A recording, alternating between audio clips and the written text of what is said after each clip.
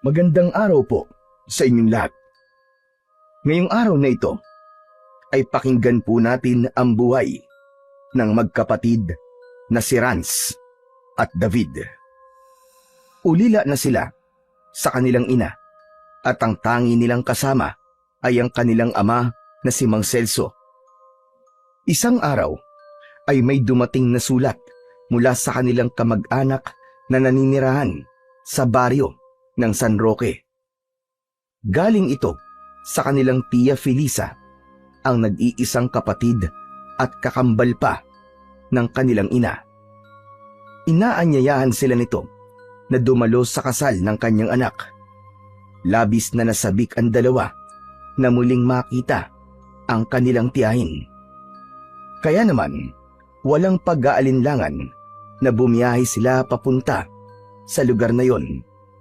Sa unang tingin, isang payapa at tahimik na lugar ang baryo. Ang mga bahay ay malalaki at maayos, yari sa kahoy at konting semento. Tila mababait din naman ang mga tao at tahimik. Ngunit sa likod ng mga ngiti at katahimikang yun, ay may itinatagong lihim na maaaring magbago sa takbo ng kanilang buhay. Ano nga ba ang naghihintay sa kanila? Makikita ba nila ang kasal na inaasahan o matutuklasan nila ang madilim at nakakatakot na katotohanan ng baryong ito? Handa na ba kayo mga idol na samahan ng magkapatid sa kanilang nakakatakot at kahindik-hindik na pakikipagsapalaran? Ngunit bago ang lahat mga idol, huwag po nating kalimutang mag-subscribe at i-hit ang notification bell sa aking YouTube channel na The Voice Addict at Apong Isaac para sa mas marami pang makapigil hiningang kwentong aswang at katatakutan mula sa mundo ng kababalaghan. Umpisahan na po natin ang kwento.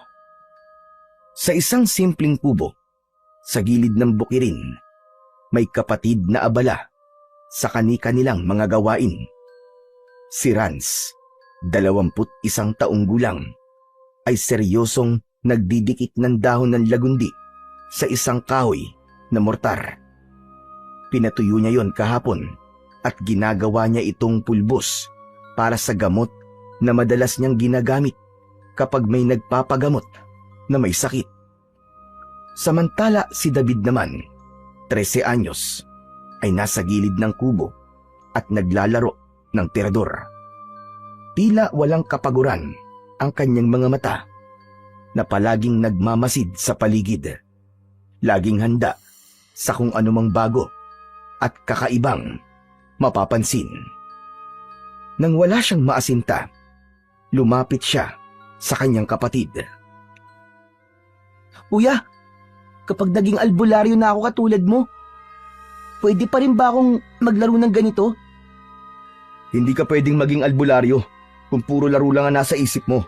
Ang albularyo, disiplinado at hindi basta-basta nagbibiro. Yan ang tandaan mo. Pwede nga. Bakit ikaw? Sabi ni tatay, nung kaedad mo ko, hindi ka naman daw seryoso nun eh. Mas madalas ka raw lumalangoy sa sapa kaysa mag-aral ng dasal noon. Oo, totoo yun, tama ka. Pero natuto rin naman ako sa bandang huli. Kaya nga ikaw, dapat ngayon pa lang, maghanda ka na. Kailangan mong matutunang magnobena at magritual para maging malakas ang mga dasal at orasyon na itinuro sa'yo. Hindi ba pwedeng wag na lang kuya? Hindi pwede yun. Hindi dapat ganun. Kailangan mo magtiyaga. Kasi, baliwala ang mga orasyon kung hindi mo mapapalakas. Kuya, hindi naman yun ang ibig kong sabihin eh. Ang sa akin lang, baka pwedeng ikaw na lang ang maging albularyo sa pamilya. Ay mas lalong hindi pwede yun. Kailangan dalawa tayo. Hindi mo pwedeng baliwalain ang ipinamanang karunungan ng ating mga ninuno. Alam ko naman po kuya, pero hindi ba pwedeng iba na lang? Kunwari, gusto kong maging doktor. Panggagamot din naman yun, di ba? Hindi mo naiintindihan, David eh. Alam mo, Bunso, kung gusto mo maging doktor at tatalikuran mo ang pagiging albularyo, paano na yung mga taong sa atin lang umaasa? Paano na yung mga walang pera at hindi makapunta sa ospital? Paano yung mga nasa bundok na walang malalapitan kundi tayo? Pero kuya, paano kung hindi ko matutunan? At paano kung hindi ako kasing galing mo? Huwag kang mag-alala, Bunso, at huwag ka ring matakot. Kasi wala namang ipinanganak na marunong kagad. Kahit ako, ilang beses din ako nagkamali nun. Pero natuto ko. Kasi hindi ko binitiwan. Alam ko na tungkulin ko to. Tungkulin? Oo, tungkulin natin sa pamilya, sa mga ninuno, at higit sa lahat, sa mga taong umaasa sa atin. Ang kaalamang ito, dugo at pawis ang pinuhunan ng mga nauna sa atin. Kaya dapat ituloy natin at huwag sayangin. Ganun ba? Oo. Pero syempre, okay lang naman ang maglaro. Basta't siguraduhin mong natututo ka pa rin. Alam mo, masarap sa pakiramdam yung may kabuluhan ng ginagawa mo sa buhay. Sige na nga. Kuya, alis muna ako ah. Mamaya pa naman tayo mag-aaral ng orasyon, di ba? Maglalaro lang muna ako ng terador. Nako, ayan ka na naman eh. Di ba pinagsabihan ka na nga ni tatay kahapon na tigil-tigilan mo na muna yan? Nakakabasag ka ng paso ng kapitbahay. Lagot ka kapag nahuli ka ulit. Sige ka. Kuya naman eh. Ano bang gagawin ko? Huwag mong inuuna palagi ang terador. Hindi naman mahalaga yan eh. Hindi mahalaga kaya to. Makikita mo kuya, magagamit ko to sa mas makabuluhang bagay. Kaya kitang iligtas gamit to. Yabang mo Alam mo, itago mo na lang yan. Mas mabuti pang magsanay ka ng gumamit ng punyal o espada. Kapag mahusay ka sa ganung sandata, baka maniwala akong kaya mo nang ipagtanggol ang buhay ko kung sakaling malagay ako sa alanganin. Ayoko nun kuya eh. Masyado pa akong bata para dun. Mabigat ang mag-aral o humawak ng sandatang ganun. Hindi pa para sa akin ng mga yon. Ayokong makahawak ng dugo eh. Ayaw mong humawak ng dugo? Aba, anong plano mo? Habang buhay ka na lang dyan sa terador mo? Paano kung may totoo ng panganib na nasa harap natin? Paano kung hindi lang hayop o ibon ng kalaban? Sige, paano na? Hindi ko po alam. Pero kuya, natatakot akong manakit o pumatay kung sakali. Hindi naman kasi ako kagaya mo na matapang. Mali ka, David. Hindi naman tapang ang puhunan sa mga ganyan. Makinig ka sa akin Minsan, may mga pangyayaring kahit ayaw natin, kailangan gawin. Kasi kung hindi, baka may mawala sa'yo. Baka may mawala sa atin. Kuya, takot lang talaga ako. Hindi ko alam kung kakayanin ko kapag dumating ang oras na yun.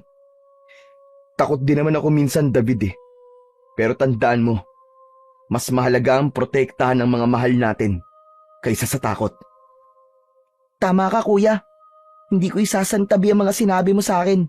Kung talagang kailangan kong matutong humawak ng sandata, gagawin ko. Yan. Yan ang gusto kong marinig sa'yo, Bunso. Sige, mamayang tanghali, tuturuan na kita. Habang sila ay nag-uusap, lumabas mula sa silid ang kanilang ama na si Mang Celso. Nasa kamay niya ang isang sobre.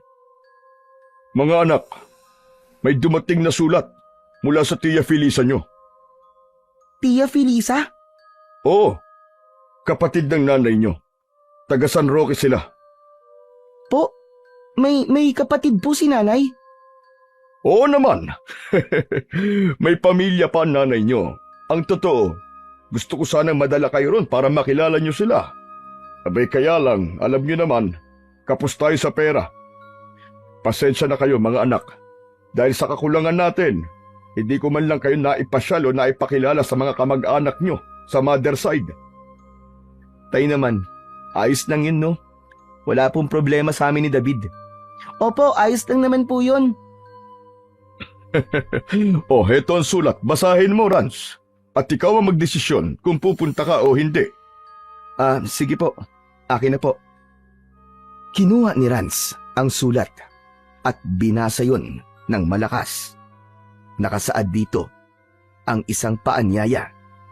Ikakasal daw ang anak ni Aling Felisa at iniimbitahan silang magkapatid. Silang dalawa ni David ay nais ipakilala sa buong pamilya. Tay, kailangan ba talaga namin pumunta? Ikaw, ano ba ang pasya mo?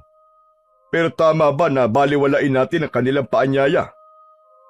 Pero tay, hindi ka kasama sa inaanyayahan eh. Bakit? Baka bilang lang siguro ang bisita nila at kayo lang ang gusto nilang makita. Matagal na panahon na rin, Rance, mula nang huli kang nakita ng Tia Felisa mo. Huli ay nung libing ng nanay mo, kung natatandaan mo pa siya. Medyo po. Ano nga ang pasya mo ngayon? Kung pupunta kami tay, paano ka? Maiiwan ka. Wala kang kasama dito, tay. Ayos lang. Kaya ko pa naman ang sarili ko, anak. Sigurado ho ba kayo? Oo. Sige, kaya ko naman ang sarili ko eh. Sa totoo lang, parang ayoko sana eh. Kaso si David, baka kailangan din na makilala niya ang kapatid ni nanay. Tama ka, anak. Bata pa si David. Dapat makita rin niya mga kamag-anak ng nanay mo. Hindi yung puro na lang dito sa baryo ang mundo niya. Oo nga kuya, gusto kong makita sila. Oo na, sige na. Payag na ako. Pupunta tayo. Yay! Salamat Kuya Rance! Siya nga pala, ano bang itsura ni Tia Felisa? Kamukha ba siya ni nanay? Nagkatinginan sina Mang Celso at Rance. Hindi agad nakasagot sa tanong ng bata. Nagpalipat-lipat naman ang tingin ni David sa kanilang dalawa. Nagtataka kung bakit ganun ang naging reaksyon ng dalawa. Oh, ano nangyari? Ba't ayaw niyo akong sagutin? Kamukha po ba siya ni nanay? Oo, David. Kamukhang kamukha. Talaga kuya? Oo, kasi kambal ni nanay si Tia Felisa. Wow! Parang makikita ko na rin si nanay kung ganun. Pero bakit ngayon niyo lang sinabi sa akin na may kakambal pala si nanay? Hindi na namin nabanggit. Kasi bihira lang din magpakita ang tiya mo. Maski nung buhay pa nanay mo. Nagkahiwalay sila ng matagal na panahon. Huli lang namin siyang nakita. Nung libing ng nanay mo. Ha? Bakit naman po ganun? Kambal sila pero hindi sila magkasama? Hindi ko rin masyadong alam ang buong dahilan kung bakit sila nagkahiwalay. Basta ang sabi no ng nanay nyo, may hindi maganda silang pagkakaunawaan. Ibig sabihin, hindi sila bati? Siguro nga. Pero kahit na, pamilya pa rin kayo. At ngayon, pagkakataon nyo na para makilala ang mga kamag-anak nyo sa panig ng nanay nyo. Tay. Huy, ano ba? Ba't ang dami mong tanong? Tama na nga yan. Kuya naman di ba pwedeng excited lang? Ikaw ba, di ka ba excited? Excited, kaso kinakabahan ako sa'yo eh. Ha? Bakit naman kuya? Kabisado na kita, David. Baka mamaya pagdating natin dun, bigla ka magpasikat at maglikot dun. Nakakahiya kaya? Hindi naman ako ganun kuya eh. Babe naman ako. Behave pagtulog. O siya, tama na yung asaran nyo. Baka mamaya ay magkapikunan pa kayong dalawa. Opo, tay. Pasensya na po. O sige mga anak. Ay, siya nga pala. Gusto ko sabihin na siguradong masaya ang nanay nyo ngayon. Bakit po, tay? Kasi kahit na wala na siya dito, nakikita ko na buo at matibay pa rin kayong magkapatid. Yan ang pangarap niya para sa inyong dalawa, na hindi kayo mag-iiwanan at palaging nagdadamayan. Oo nga, tay. Kahit na anong mangyari, hindi ko iiwan si Bunso. At ako rin po, kuya. Basta magkasama tayo, walang problema. Yan ang gusto kong marinig. Tandaan nyo, walang mas matibay pa kaysa sa pagmamahal ng pamilya. Natahimik saglit sina Rance at David matapos marinig ang sinabi ng kanilang ama. Kitang-kita sa muka ni Mang Celso ang lungkot at pangungulila. Ngunit pilit niya itong tinatabunan ng ngiti para hindi maramdaman ng mga anak. Tay, ayos lang po ba kayo? Oo naman anak, ayos lang ako. Yun! Ayos na si tatay! Tara kuya, mag-impake na tayo! Masyado ka namang excited. Ilang araw pa naman yun eh. Mabuti pa, halika na. May mga gagawin pa tayong pagsasanay. Tamang-tama. Nandito na si tatay. Pwede na tayong magsimula. Tama si Rans, pero bago ang lahat, umupo muna kayo sa harap ko. May mahalaga tayong pag-uusapan. Ano po yun, tay? Oo nga po, tay. Tungkol saan po ba? Bigla kasing sumeryoso ang mukha niyo eh. Nag-aalala lang kasi ako anak. Si Felisa, hindi ko masyadong kilala. Ganon din ang pamilya niya. Hindi ko naman sinasabing masasama ang ugali nila, pero di ba?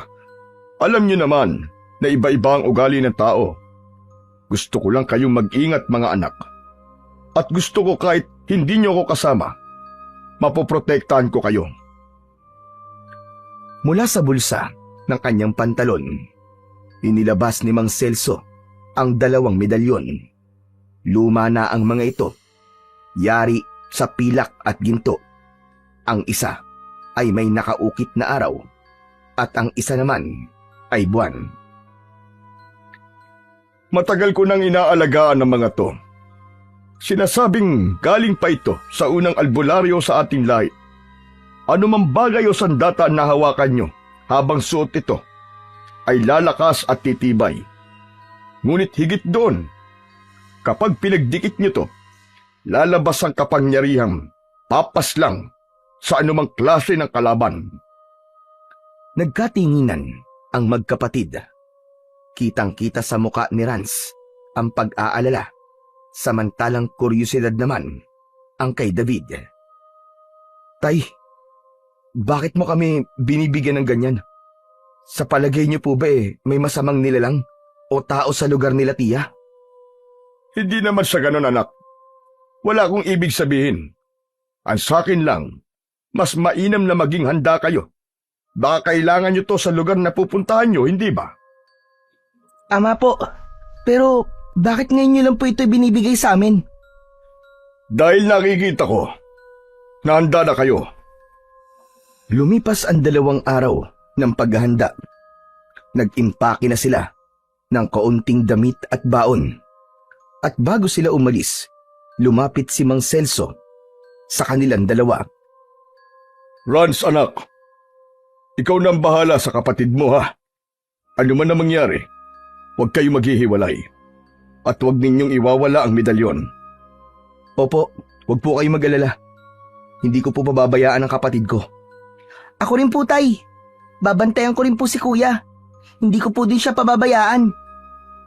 O sige na, mag-iingat kayo sa biyahe nyo. Yung address ha, at yung pera na ipinadala ko sa inyong tiya, tipirin ninyo. Opo, tay. Sige po. Napangiti si Mang Celso. Matapos magbilin, naglakad na ang 2 palapit sa tricycle na magsasakay sa kanila patungo sa terminal. Ilang oras din ang naging biyahe nila papunta sa liblib na baryo ng San Roque. Marami silang sinakyan mula sa tricycle. Sumakay sila ng bus na halos puno ng pasahero at pagkatapos ay jeep na dumaan sa mabundok na kalsada. Pagdating nila sa dulo ng rutang yun, bumaba sila. Wala nang ibang sasakyan, kaya't kinailangan nilang maglakad ng ilang minuto. Mabuti na lang at may nakasalubong silang mga tao. Isang mag-asawa na may dalang basket ng mga gulay at prutas. Nang makausap nila, natuwa si Rans dahil kilala raw ng mga ito ang kanilang tiya Felisa. Nakisabay na silang maglakad. Habang naglalakad, napansin nila ang katahimikan ng lugar. Mas tahimik pa ito sa pinanggalingan nilang baryo at ang mga bahay na kanilang nadadaanan ay pailan-ilan lang. Ilang sandali pa ang nakalipas Sa wakas, bago ang takip silim, narating na nila ang baryo ng San Roque.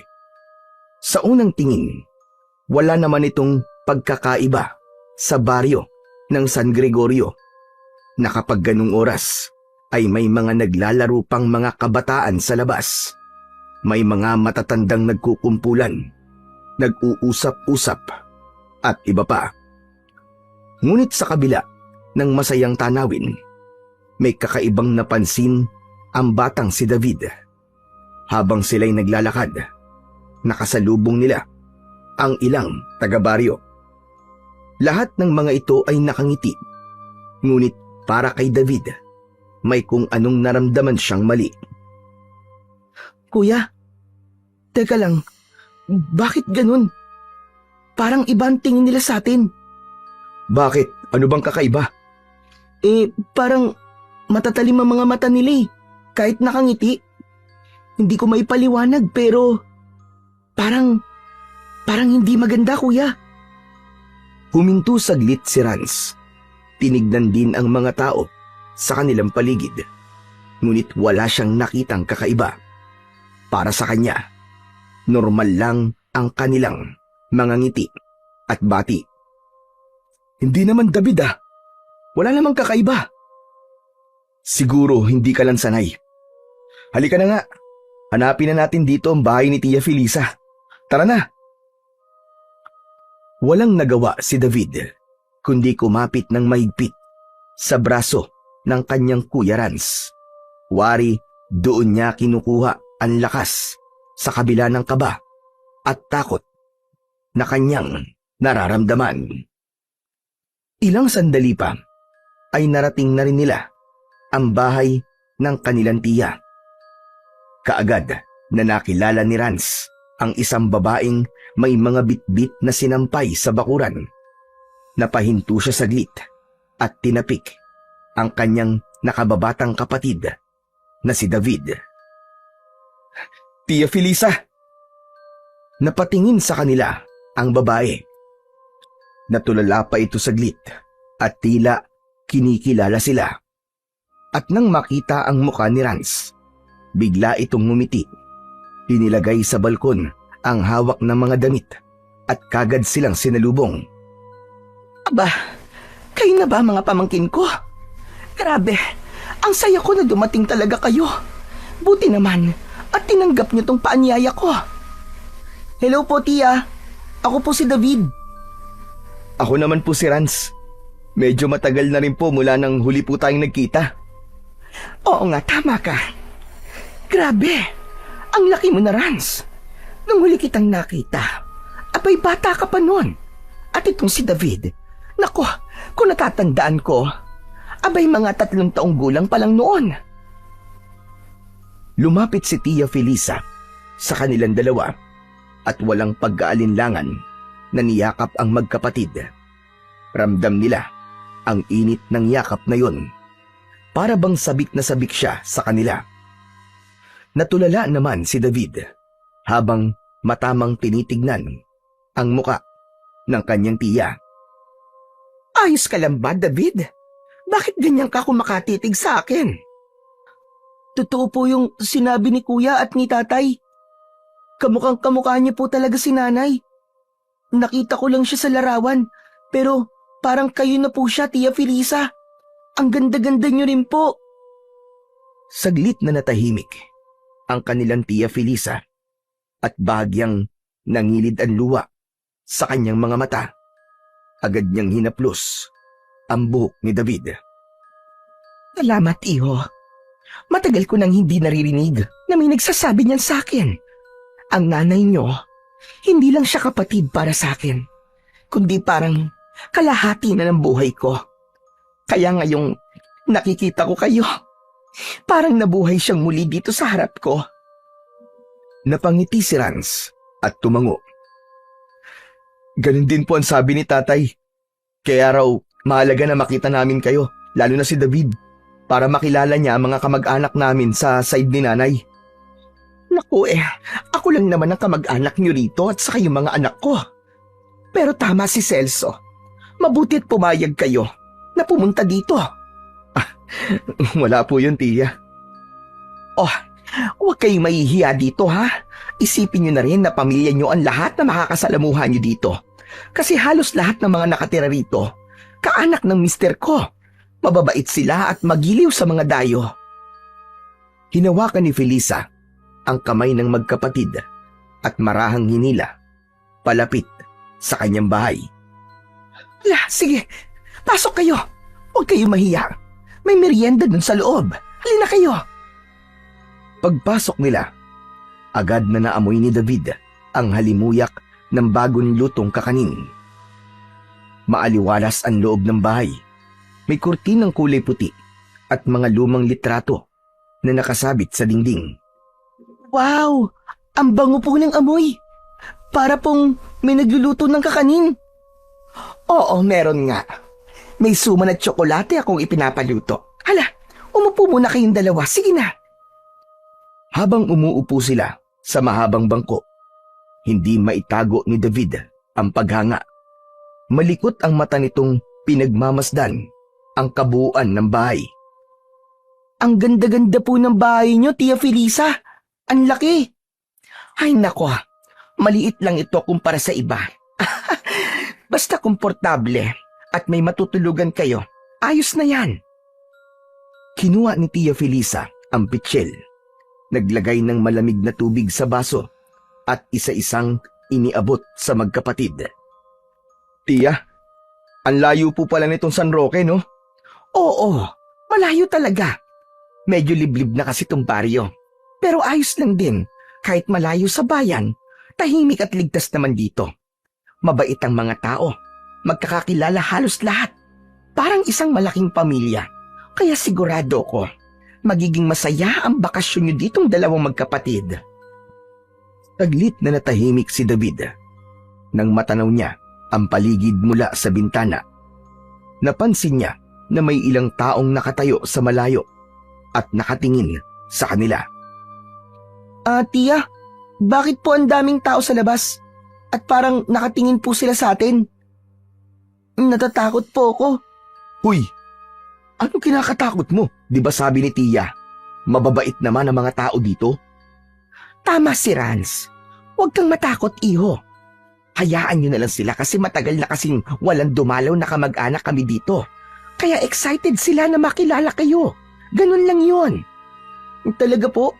Bakit hindi po sila lumapit? Baka nahihiya. O siya, sandali lang ha. Kukunin ko muna ang merienda sa kusina.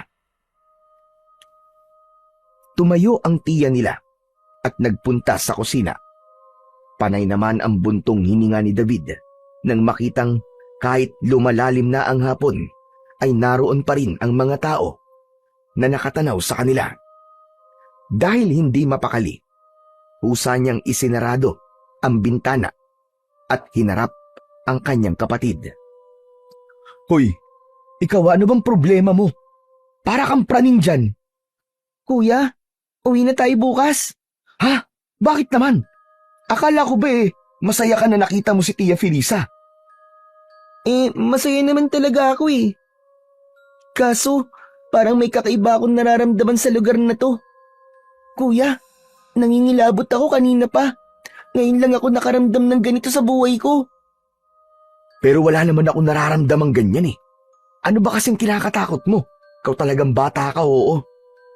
Yung mga tao, kuya. Basta, may kakaiba talaga sa kanila eh. Ano ka ba? Wala namang kakaiba eh. Kung may kakaiba sa kanila, dapat ako ang unang makakaramdam nun, hindi ikaw. Ako ang may alam sa mga senyales ng panganib kasi nag-aral at may karanasan ako sa ganyan. Pero ikaw, wala ka pa namang pagsasanay. Kaya yung nararamdaman mo, sigurado ko, pagod ka lang o puyat ka. Saka wag ka magsalita ng ganyan kapag bumalik na si Tia. Nakakahiya. Opo kuya, sige po. Hindi na po ako mag-iisip ng kung ano-ano, sorry. Tumahimik na si David at hindi na muling nangulit. Samantala, pagkalipas ng halos 1 oras, tuluyan ng nilamon ng dilim ang paligid. Tinawag na rin ng magkapatid na humarap sa hapag. May nakahanda roong tinolang manok, pritong isda at sinaing na bagong hango mula sa palayok. Naroon na rin sa hapag ang 2 anak ng tiya nila at ang kanyang asawa. Kain na! Huwag kayong mahihiya ha! Magpakabusog kayong 2. Salamat po, tiya. Siya nga po pala. Ako po si David. Masaya po akong nakilala kayo. Ngumiti si David sa 3, pero naging kapansin-pansin na walang reaksyon ang mga anak at ang asawa ng kanilang tiya. Tahimik lang ang mga ito at blanko ang kanilang muka. Lahat ay nakatutok ang tingin sa plato. Nagsimula na silang kumain. Abala ang ginang sa pagsandok at pag-aalok ng pagkain. Ngunit si David ay nagtataka sa katahimikan. Sanay kasi siya na sa bahay nila ay maraming usapan at kwentuhan kapag nasa harap sila ng lamesa. Kaya't sinubukan niya na magsimula ng simpleng tanong. Ang sarap po ng tinola. Sino po nagluto? Napatingin sa kanya ang mga anak ni Felisa pero walang sumagot. Saglit lang silang natigilan at saka muling yumuko sa pagkain. Nagkibit balikat na lamang si David at muling nagtanong. Ngayon naman sa anak na dalaga ni Tia Felisa. Ate, nag-aaral ka pa po ba? Muling napatingin ang dalaga sa kanya pero inirapan lang siya nito at tinignan ng pailalim. Biglang siniko siya ni Rans. David, kumain ka na lang. Huwag ka munang masyadong madaldal. Namilog ang mga mata ng batang si David matapos siyang sawayin ng kuya niya. Hindi siya sanay na walang sumasagot sa kanya, lalo pat hindi naman niya intensyon na mangulit. Umupo na lang siya ng tuwid at itinungo ang muka sa plato. Tahimik niyang isinubo ang kanin at ulam at di na muling umimik. Hanggang si Tia Felisa na ang pilit na pumuno sa katahimikan. David, gusto mo pa ba ng tinola? Dagdagan natin yung ulam mo. Damihan mo ang pagkain ha. Masarap yan. Bagong katay lang ang manok. Ngumiti ang bata. Ngunit muling sumeryoso ang muka nang makitang panay ang tingin ng lalaki sa kanila ng kanyang Kuya Rans. Tapos ay biglang mapapailing. Pagkatapos ng ilang minuto, natapos din ang hapunan. Tumayo agad ang mga anak at ang asawa ng kanilang tiya. Dala ang kanilang mga plato. Tapos ay tahimik na umalis ang mga ito ni hindi man lang nagpaalam o ngumiti ang kanilang mga pinsan. Nakatungo lang silang dumiretso sa labas ng kusina, palayo sa hapag. Tahimik na sumunod ng tingin si David. Ramdam ang pagkailang. Kuya, parang hindi nila tayo gusto, no? Mabilis siyang tinapik ni Rans sa balikat at binulungan. Huwag ka nang mag-isip ng kung ano-ano, David. Pagod lang siguro sila. Tsaka baka hindi sila sanay na may ibang tao dito sa bahay nila. Siguro nga, kuya. Tumango si David kahit na hindi kumbinsido. Agad namang nagsimulang magligpit si Tia Felisa ng mga natirang pagkain sa mesa. Ngunit maya-maya, huminto ito saglit at tumingin kay David. Narinig ko ang sinabi mo, iho. Pero wag mo nang intindihin ng mga anak ko. Mahihain lang talaga ang mga pinsan nyo. Pero mababait naman ang mga yon, maniwala ka. Kailangan lang ng kaunting panahon para maging komportable. Napayuko si David at napakagat ng labi. Nahihiya siya na narinig ng tiya niya ang kanyang sinabi. Pasensya na po, tiya. Hindi ko naman po sinasadya. Umupo si Tia Felisa sa tabi niya at hinaplos ang kanyang ulo. Wala yon, anak. Normal lang na makaramdam ka ng ganyan. Nasa bagong lugar ka kasi. Bago sa paningin mo. Bago sa pakiramdam. Pero makikita mo, bukas o makalawa, masasanay ka rin. Baka nga maging malapit ka pa sa mga pinsan mo. Medyo gumaan ang loob ni David sa kanyang narinig. Ngumiti siya ng kaunti, pero nanatili pa ring may kakaibang kaba sa kanyang dibdib. O sige na, magpahinga na kayo. Mahaba ang biniyahe nyo. Sigurado akong pagod kayo. Tumayo na sila Rance at David. Inihatid sila ni Tia Felisa sa itaas sa isang maliit na silid na inihanda para sa kanilang magkapatid. May 2 kama at isang lumang aparador. Dito na muna kayo mga pamangkin ha. Pasensya na kung hindi kalakihan ng kwarto. Pero sana'y maging komportable kayo. Okay lang po, Tia. Salamat po. Ngumiti ang kanilang Tia Felisa. Bago lumabas ng kwarto, ay muling lumingon. Matulog na kayong maaga. Saka, yung mga bintana isarado niyong mabuti. At kung may marinig man kayong mga kakaiba mamaya, huwag niyong pansinin. Kasi, may mga gumagalang hayop dito tuwing gabi. Baka mamaya ay maingayan kayo o kung ano. Normal lang yun dito. Huwag kayong matatakot. Napakunot ang noo ni David at ni Rance. Pero hindi na sila nagtanong pa sa kanilang tiya. Nang makalabas na ang tiyahin nila at maisara ang pinto, agad na nahiga si Rance at nakatulog. Samantala, si David naman ay nanatiling nakadilat, nakatingin sa kisame. Ang katahimikan kanina ay napalitan ng mga huni ng kuliglig at malamyos na ugong ng hangin. Ngunit hindi nagtagal ay may narinig siyang maihinang kaluskos. Parang may naglalakad sa bakuran. Dinig na dinig niya ang mga paang nakakatapak ng mga tuyong dahon. Kasunod nito ay may mga maihinang bulong. Hindi niya maunawaan ang mga salita, pero sigurado siyang merong nag-uusap. Dahan-dahan siyang bumangon at nilapitan ang kanyang kuya. Tinapik niya ito sa balikat. Kuya! Kuya, gising ka ba? Kuya, may naririnig ako. Matulog ka na, David. Ingay lang yun sa labas, ano ka ba? Marahang bumalik sa higaan niya si David. Tumagilid siya at marahang nagtalukbog ng kumot.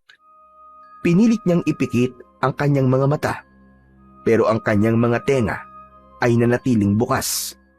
Inilabas niya ang medalyong nakatago sa loob ng kanyang damit. Hinawakan niya ito ng maigpit. Parang humuhugot siya ng lakas mula dito. Ilang sandali pa, bumigat na ang talukap ng kanyang mga mata. Sa wakas, nakatulog na din siya ng maimbing. Kinabukasan, tinanghali ng gising si David. Pagmulat pa lang ng kanyang mga mata, agad niyang narinig ang tawanan at hiyawan ng mga bata mula sa labas ng bahay ni Tia Felisa. Ang masasayang tinig ay tila ba nag-aanyaya sa kanya na sumali.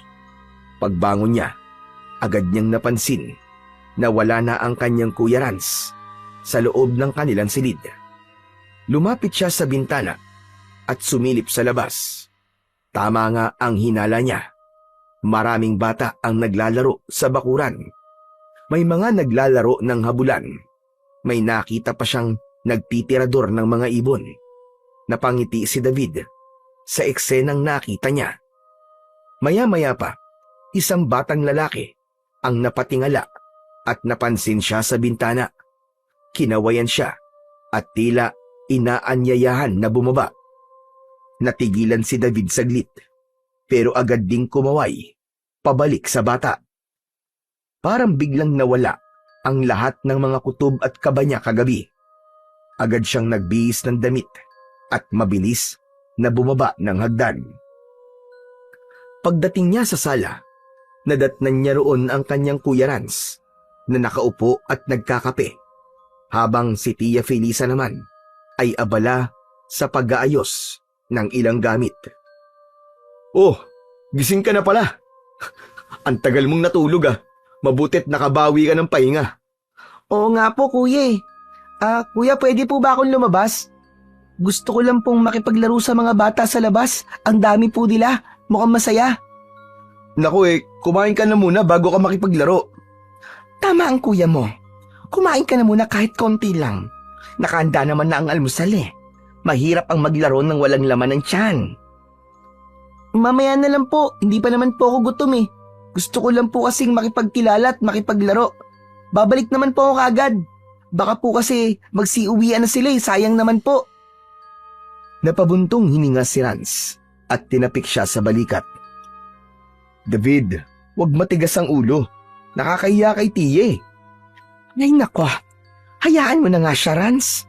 Hayaan mo na muna siyang makihalubilo sa iba. David, basta mag-iingat ka ha. At huwag kang lalayo, iho. Para pag tinawag ka namin maririnig mo. Nagkakaintindihan ba tayo? Opo, tiya. Salamat po. Tumakbo palabas ng bahay si David. At paglabas niya, sinalubong siya ng maingay at masayang boses ng mga bata. Muli siyang kinawayan ng batang tumawag sa kanya kanina. Paglapit ni David, agad siyang sinalubong ng mga batang naglalaro. Ang isa sa kanila ay masiglang nagpakilala. Kasunod naman ay ipinakilala rin ang dalawa pa nilang kasama. Ngumiti si David at magalang na nagsabi ng kanyang pangalan. Sinabi din niyang pamangkin siya ni Tia Felisa na bagong dating lang sa baryo. Nagkatinginan ang tatlong bata, sabay na pangiti. Masiglang tinanggap nila si David bilang bagong kalaro nila. Mabilis na inalok nila si David na sumama sa kanila. Manghuhuli daw sila ng mga ibon gamit ang mga bitbit nilang tirador. Marunong din ako yan eh. May dala akong tirador sa bag ko. Kukunin ko lang ha. Ngunit bago pa siya makaalis, agad siyang inabutan ng isa ng ekstrang tirador nito. Tinanggap niya yon ng masigla at agad na sumama sa kanilang laro. Nakalimutan niya na ang bilin ng kanyang kuya at Tia Felisa. Maya-maya ay nag-aya ang isa sa gubat. Sinabing mas marami silang mahuhuling mga ibon sa lugar na yon.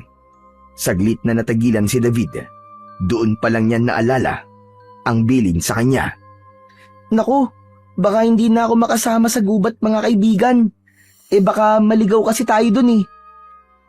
Ngunit iginiit ng kanyang mga bagong kaibigan na kabisado nila ang lugar at lagi silang doon naglalaro.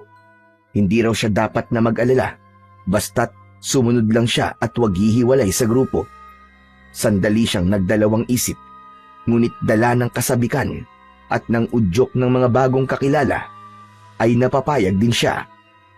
Sige na nga, pero saglit lang ha. Babalik din kagad tayo ha. Pagkasabi nun, ay tumakbo na sila, papasok sa gubat. At totoo nga ang sinabi ng mga ito, mas maraming ibon sa loob ng gubat. Masaya ang umpisa ng kanilang pagtitirador. Tuwang-tuwa ang mga bata sa tuwing nakakatama siya ng mga ibon.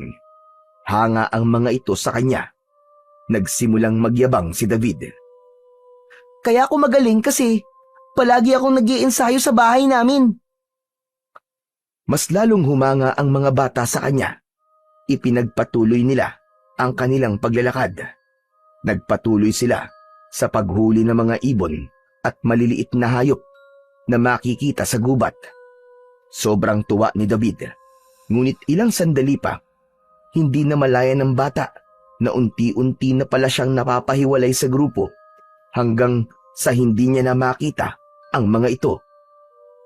Hala, nasa na sila? Nagpalinga-linga siya, ngunit puro puno at mga damo na lang ang kanyang nakikita.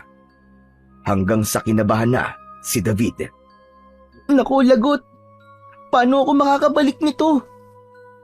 Nagpatuloy siya sa paglalakad ng walang tiyak na direksyon. Ramdam niya ang bigat sa dibdib at halos mapaiyak siya sa sitwasyon. Ngunit pinilit niyang patatagin ang kanyang loob. Gusto niya nang makauwi. Subalit malakas ang kutob niyang naliligaw na siya. Hindi na pamilyar ang mga dinadaanan niyang daan. Nagpasya siyang tumigil sandali upang huminga at mag-isip. Ngunit imbis na kumalma, mas lalo siyang kinabahan.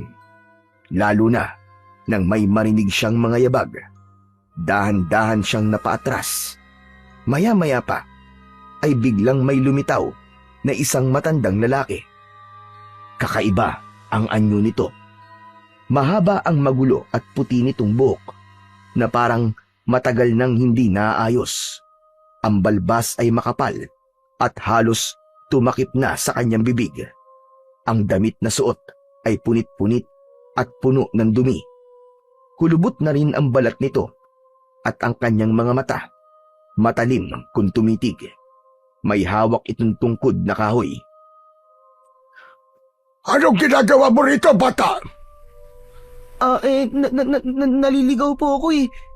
Pwede niyo po ba akong tulungan? Hinahanap ko po ang palabas ng gubat, papunta po sa baryo ng San Roque. Pagkarinig sa pangalan ng baryo, ay biglang nanlaki ang mga mata ng matanda. Halos mabitiwan ito ang tungkod na hawak. Ano ka mo? Doon ka galing? Taga-roon ka ba? Abay, bakit ka nandito?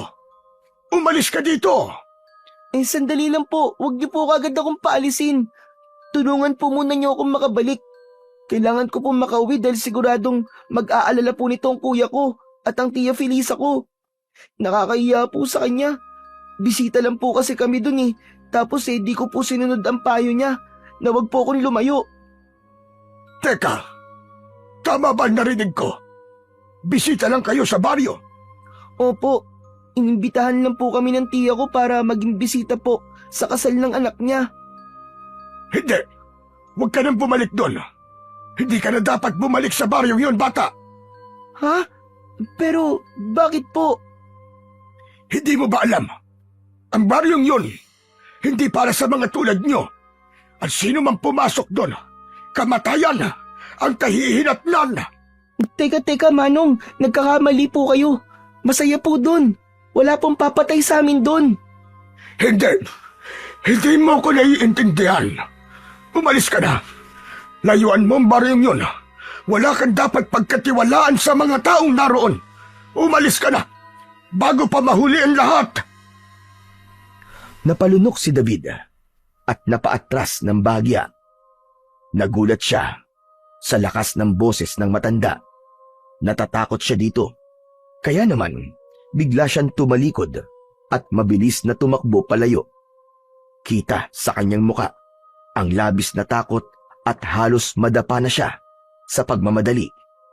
Sa isip niya, maaaring masamang tao ang matanda o kaya naman ay isang masamang nilalang o halimaw na gusto siyang linlangin. Binilisan pa niya ang kanyang pagtakbo. Sa isip niya ay kailangan niyang makalayo sa matandang yon at makabalik ng ligtas sa kanyang tiya at kuya.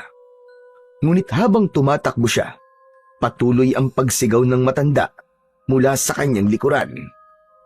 Bumalik ka! Hindi ka ligtas doon! Maniwala ka sa akin! Ngunit hindi ito pinakinggan ni David. Sa halip, mas lalo pa niyang binilisan ang kanyang pagtakbo. Ilang sandali pa, nasilayan niya ang pamilyar na daan na dinaanan nila kanina at doon siya muling nakaramdam ng konting pag-asa.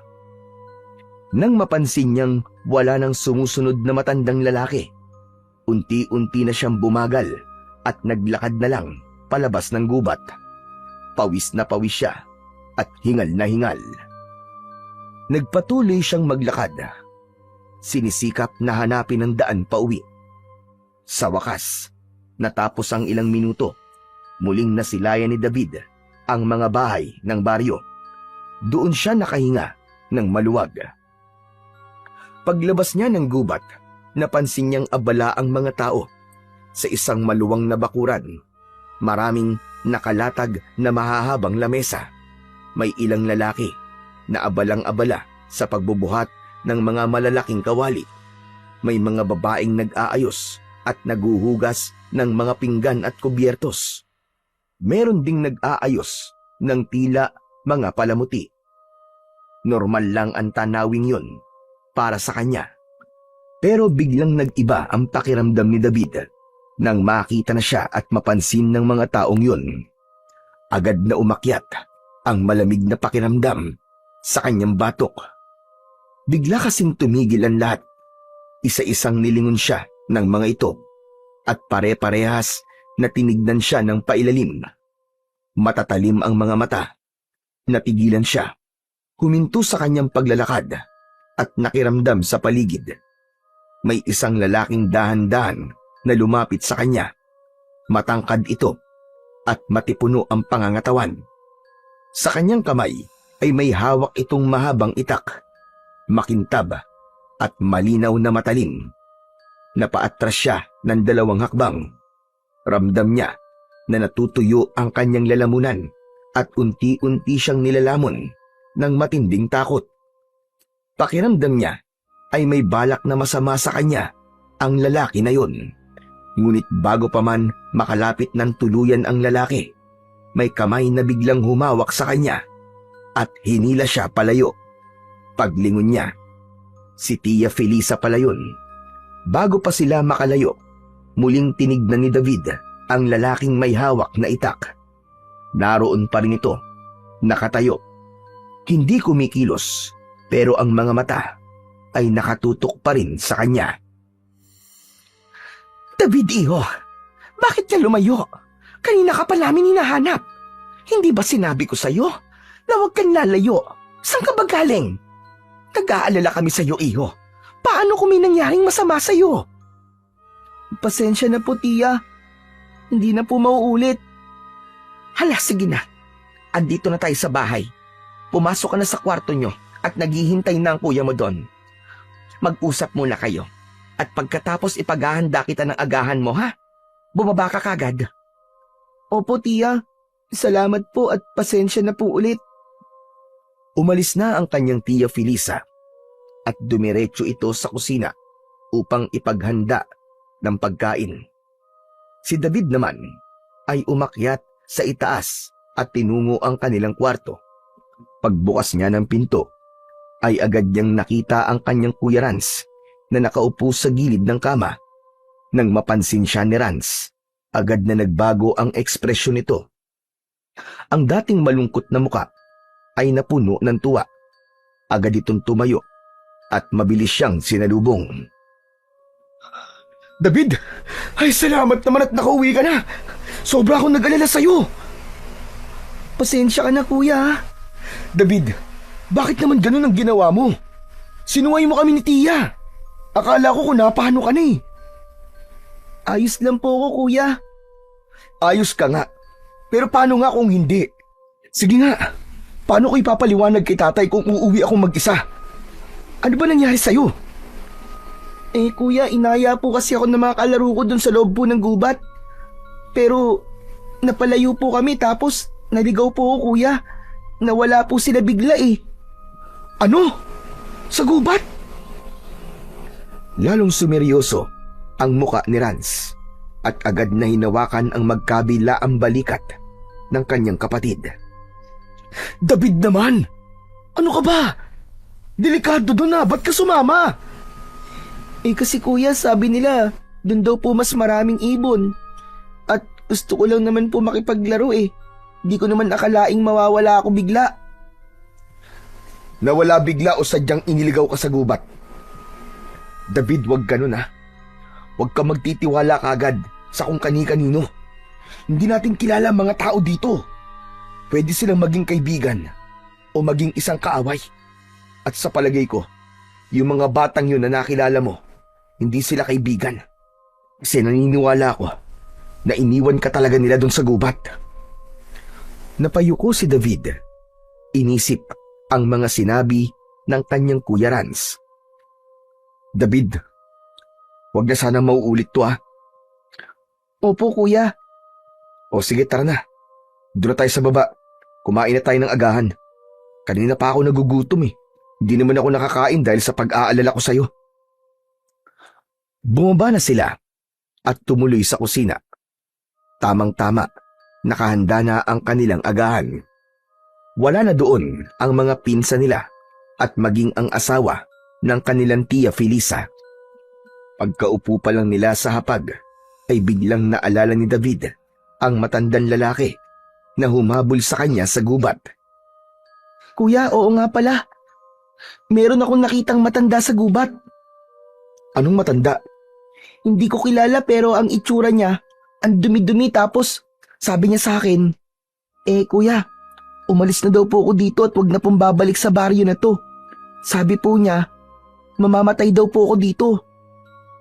Natigilan si Rans at hindi agad nakasagot.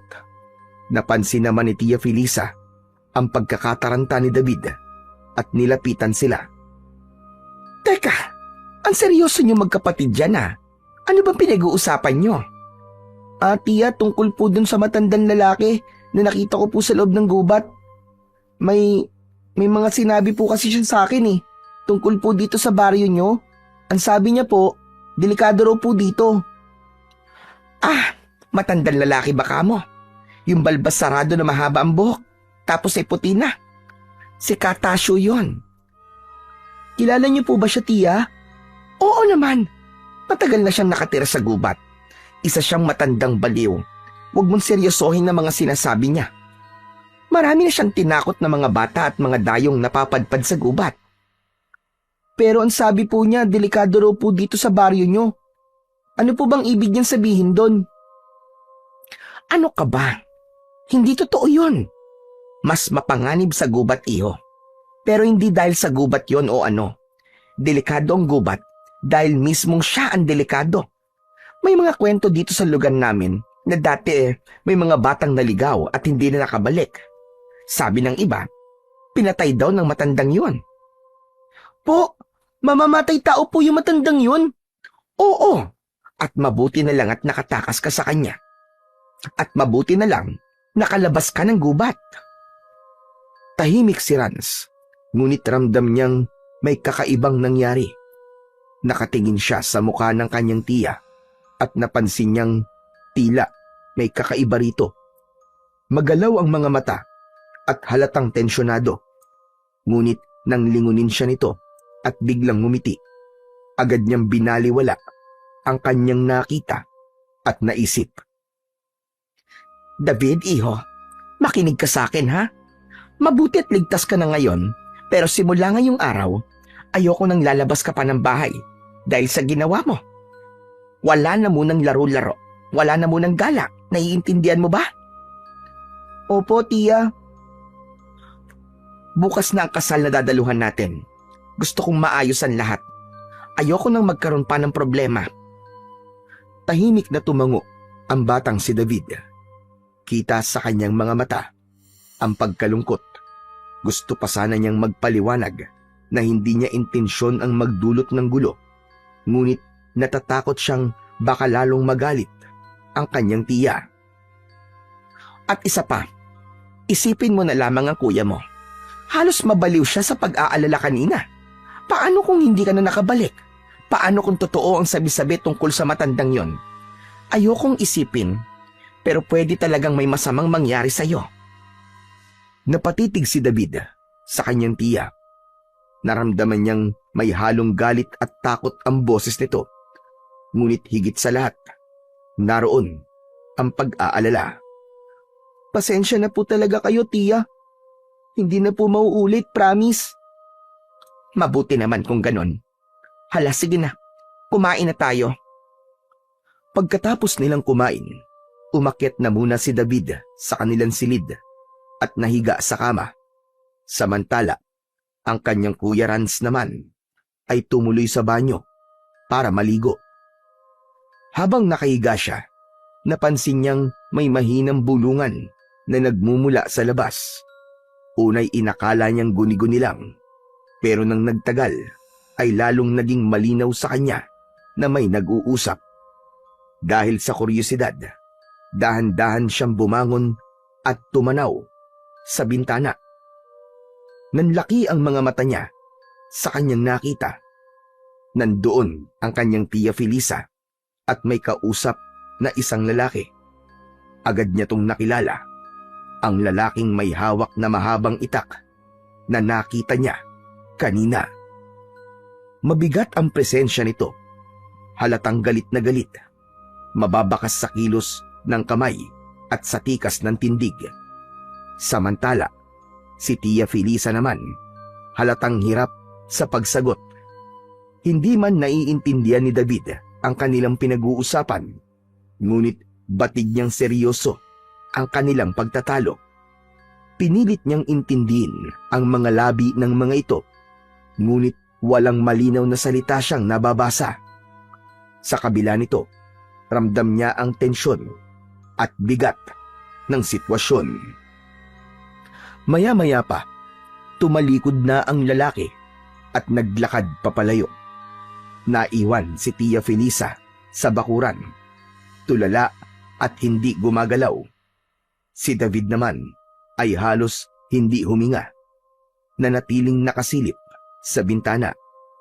Biglang gumalaw ang babae at napalingon ito sa kanya. Nagulat si David at mabilis na napaatras. Saglit na natigilan, saka muling sumilip. Laking gulat niya nang makitang tumakbo ang tiya niya palayo. Hindi siya sigurado kung nakita ba niya itong umiyak bago tuluyang nawala sa kanyang paningin. Bago pa man siya makaisip ng susunod na gagawin, bumukas ang pintuan ng silid. Pumasok si Rans. Nakatapis lang ng tuwalya at bagong ligo. Natigilan ito nang makita ang kapatid na tulala sa may bintana. "David, anong ginagawa mo dyan? Aba, bakit parang namumutla ka? Para ka nakakita ng multo ah." Kuya, may kausap si Tia Felisa kanina. Yung lalaking parang galit siya. Tapos, si Tia naman parang takot. Kuya, parang may mali akong nararamdaman. Alam mo ba yung lalaking yun?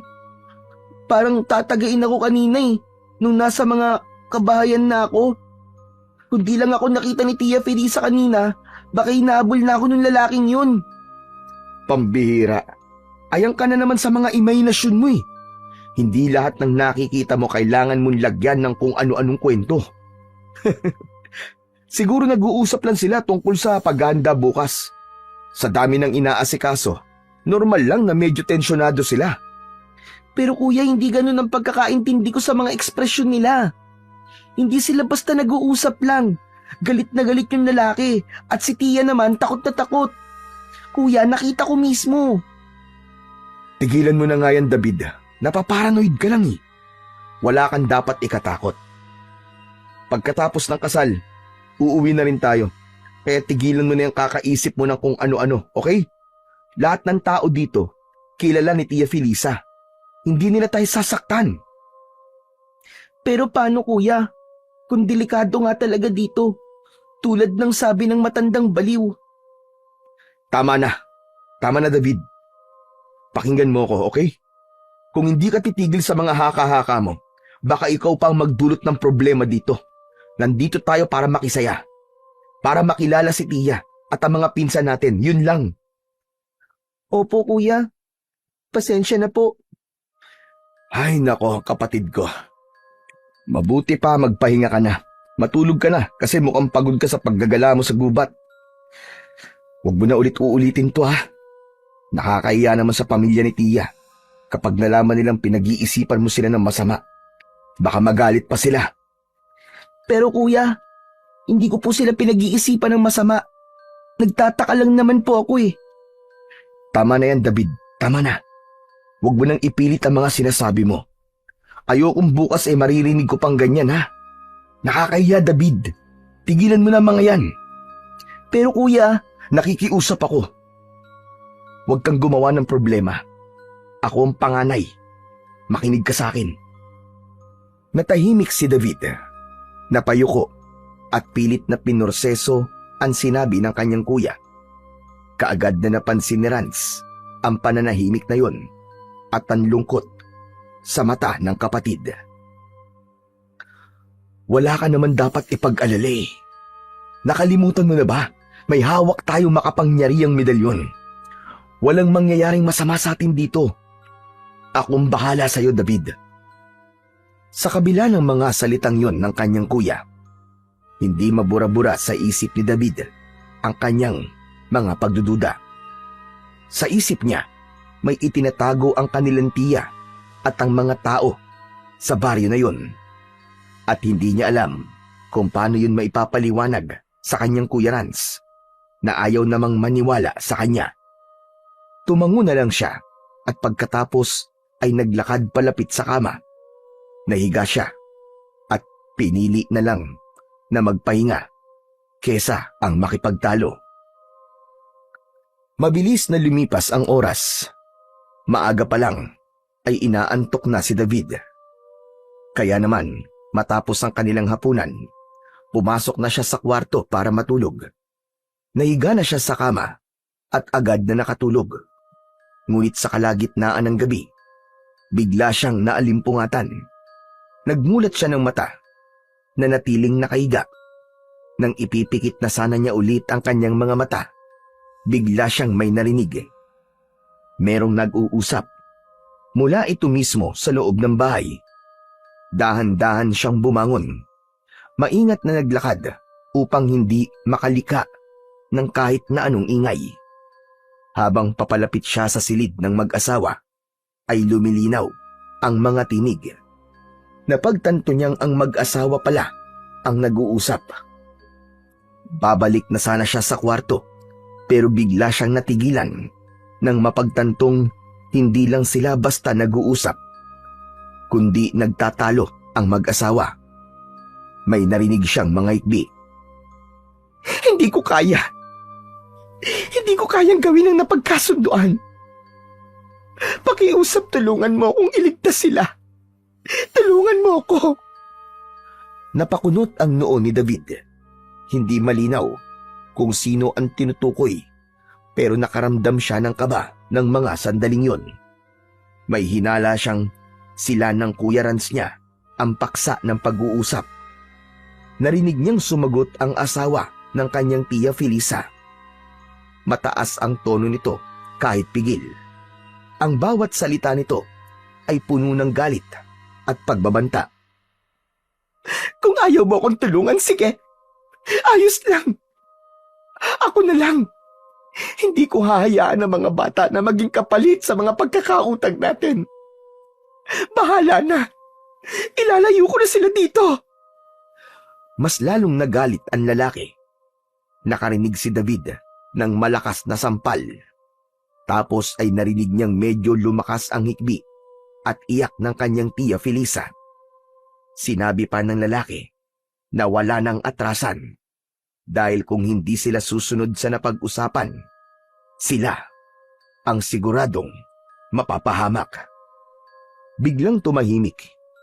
Napansin ni David ang bahagyang pagbukas ng pinto ng silid na yon. Maingat siyang lumapit at sumilip. Nanlaki ang mga mata niya sa kanyang nasaksihan. Nakaluhod ang kanyang tiya Felisa. Nakayuko sa harapan ng kanyang asawa. Umiiyak ito. Ilang sandali pa, nakita ni David na biglang nagbago ng anyo ang asawa ng kanyang tiya. Lumabas ang mahahabang dila na parang sa ahas at gumagalaw-galaw pa sa ere. Ang mga kuko nito ay humaba rin. Tumulis na parang patalim. Ang likod nito ay nakabaluktot. Madilim ang mga mata at ang mukha nito naging isang nakakatakot na nilalang. Naging isang halimaw. Labis ang naging takot ni David. Nanginig ang kanyang mga tuhod. Halos pigil na pigil ang kanyang paghinga. Marahan siyang umatras mula sa siwang ng pinto. Ngunit bago pa siya tuluyang makaalis, nakita niyang biglang napalingon ang halimaw sa direksyon niya. Mabilis siyang tumakbo, maingat pero nagmamadali, hanggang sa marating niya ang kanilang silid. Agad niyang sinarado ang pinto. Umupo siya sa kanyang kama. Ilang sandali pa, ay may narinig siyang mga yabag na papalapit. Mabigat, mabagal, at mula sa siwang sa ibaba ng pinto, nakita niya ang anino ng halimaw. Napatingin siya sa kanyang kuya Rans. Mahimbing ang tulog nito. Gusto niya sana itong gisingin para sabihin kung ano ang kanyang mga nakita, pero naalala niya ang babala ng kanyang kapatid kanina. Inisip niyang hindi ito maniniwala sa kanya. Kaya naman, nanatili na lamang siyang tahimik. Pinakiramdaman na lang ang paligid at nakatitig sa pinto. Inaabangan niya kung bubuksan ito ng halimaw o hindi. Sa kanyang dibdib, may naramdaman siyang init. Inilabas niya ang medalyon na ibinigay ng kanilang ama. Kumislap ito. Alam niya ang ibig sabihin. May panganib na naghihintay. Maya-maya pa ay naamoy niya ang mabahong singaw. Para bang bulok na karne. Parang dugo na natuyo pero malansa. Napatakip siya ng ilong para hindi masuka. Marahan niyang kinuha mula sa ilalim ng unan ang tirador na pinahiram ng mga bata sa kanya. Maigpit niya tong hinawakan, ngunit muli siyang nakarinig ng mga yabag. Wala na ang anino sa pinto. Papalayo na ang mga yabag. Ngunit kahit wala na ang halimaw, nanginginig pa rin si David. Natakot siya sa isiping totoo pala ang sinasabi ng matandang baliw. May halimaw at ang asawa ng kanyang tiya Felisa, hindi tao, kundi isang aswang. Kinabukasan, nang magising si David, mabigat ang kanyang pakiramdam. Nang bumangon siya at bumaba sa sala, nadatnan niya ang kanyang tiya Felisa na nasa kusina at abalang-abala. Pinilit niyang maging normal, ngunit ramdam niya ang kakaibang kaba sa dibdib niya. Hindi niya maalis ang isiping may itinatago ang tiya nila sa kanila, na may masamang plano ang mga ito, kaya sila pinapunta. Nakita niya ang kanyang Kuya Rans na nagwawali sa labas ng bahay. Doon siya dumiretso. Nilapitan niya ito at hinila sa isang gilid. Kuya, umalis na tayo dito, umuwi na tayo. Kuya, delikado dito. David, ano na naman ba to? Hindi ba't sinabi ko na sa'yo kahapon? Natigilan mo na to. Kung di ka aalis, kuya, ako ang uuwing mag-isa. Ano ba't sinasabi mo? Bakit ka ba nagkakaganyan, ha, David? Kuya, narinig ko nag-uusap ang mag-asawa kagabi. Si Tia at ang asawa niya. Kuya, tayo ang gagawin nilang pambayad sa kanilang mga utang. Hindi ko alam kung bakit tayo, pero masama ang kutob ko, kuya. Kuya, ang asawa ni Tia Felisa, hindi siya tao. Isa siyang aswang. Tumigil ka na, sabi. Pati ba naman sila? Gagawan mo ng kwento. Sige, kung gusto mong umalis, di umalis ka na. Kaya mo ba? Hindi, kuya, hindi ko kaya. Pasensya ka na kung nasabi ko yung kanina. Pero hindi kita kayang iwan dito, kuya. Kasi alam ko ang sikreto nila, kuya. Maniwala ka sa akin. Totoo ang sinabi ng baliw na matanda sa gubat. Kung di tayo aalis dito, baka mamatay tayo, kuya. Tara na.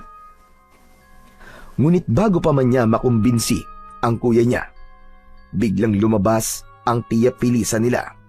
Nakangiti ito habang nakatingin sa kanila. Mga iho, tara na. Kain na muna tayong tatlo. Yung mga pinsan nyo tulog pa. Tayo lang muna ang mauuna. Mabilis na nagbago ang reaksyon ni David. Ngumiti siya sa babae at nagkunwari muli na wala siyang alam. Sumunod sila sa sinabi nito. Pumasok sila ng bahay at naupo sa harap ng lamesa. O mga iho, heto o mainit-init pa. Bagong luto yan. Kain na tayo ng almusal. Wow, adobo, tiya! Mukhang masarap ah. Saka ang bango. Tuwang-tuwa si Rans sa pagkaing nakahain. Pero si David, nanlaki ang kanyang mga mata. Ang nasa harap niya ay hindi adobo. Hindi ito lutong ulam, kundi hilaw na karne. Basang-basa pa ito ng dugo. Napangiwi siya at halos masuka. Ngunit pinigilan niya dahil ayaw niyang malaman ng kanyang tiya na may alam na siya. Tiya, wala po bang gulay? Parang wala po akong ganang kumain ng karne ngayon eh. Baka po pwedeng gulay na lang po muna. Napatingin sa kanya ang kanyang tiya Felisa. Tila sinusuri ang galaw niya.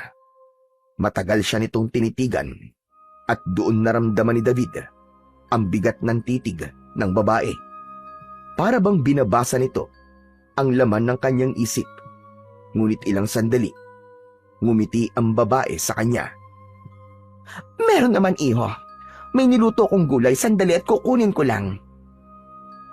Pagbalik nito ay may dala na itong isang mangkok ng ginisang gulay. Agad na inihain ito sa harap ni David. Walang pag-aalinlangan yon na kinuha ng bata at agad na naglagay sa kanyang plato. Maya-maya pa ay may tumawag sa labas. Sandali lang ha, at may tao sa labas. Haharapin ko lang. Sige na, kumain lang kayo dyan. Pagkaalis ng babae, ay magsasandok na rin sana ng pagkain niya si Rans. Kumuha ito ng kanin at pagkatapos ay kukuha sana ng karne, pero mabilis siyang pinigilan ng kanyang kapatid. Kuya, wag! Hindi pa luto yan! Ano ka ba, David? Yan ka na naman eh. Luto naman ah. Tignan mo nga oh, halos magmantika pa. Bakit sinasabi mong hilaw? Lutong-luto sa toyo. Niloloko mo naman ako eh. Hindi kita niloloko, kuya. Hindi talaga yung luto. Kumain ka na nga. Ang kulit mo eh. Mabilis na lumapit si David sa kanyang kapatid at inilabas ang kanyang medalyon.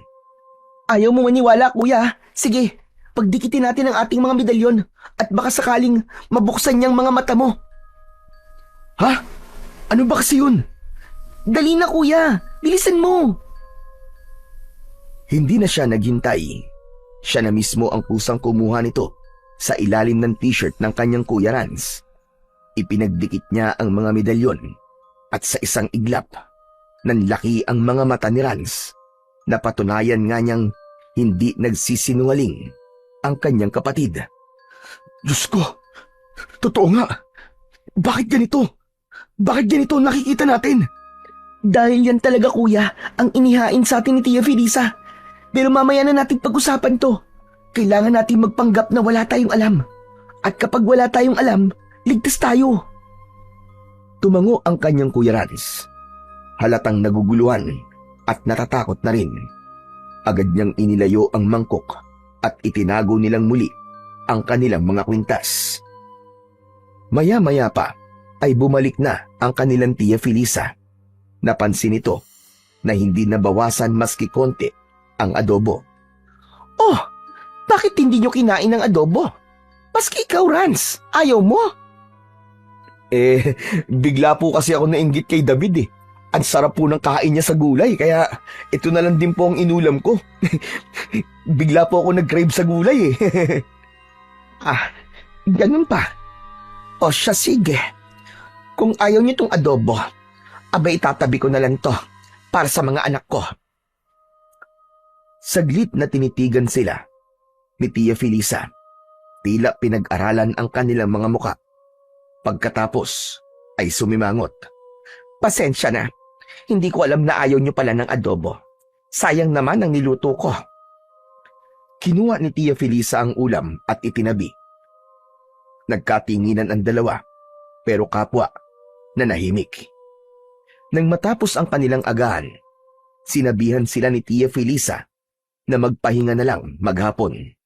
Nagpaalam ito sa dalawa na aalis muna dahil tutulong ito sa paghahanda sa kasalang magaganap mamayang gabi.